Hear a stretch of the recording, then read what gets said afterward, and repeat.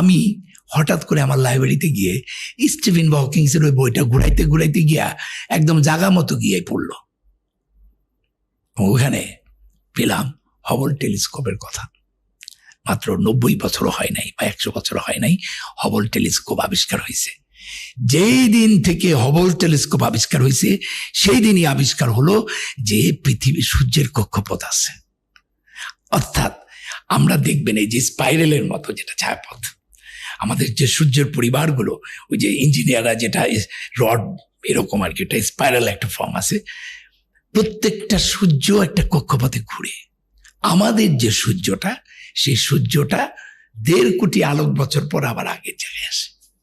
সুবহানাল্লাহ। আজকে বলেন তাহলে, আমি আফরোজাবাকে বলেছিলাম কারণ কোরআনে বলেছিল যে আল্লাহ সৃষ্টি করেছেন রাত্রি ও দিন ও সূর্য ও চন্দ্রকে, সূরা আম্বিয়ার, প্রত্যেকে নিজ নিজ কক্ষপথে বিচরণ করে।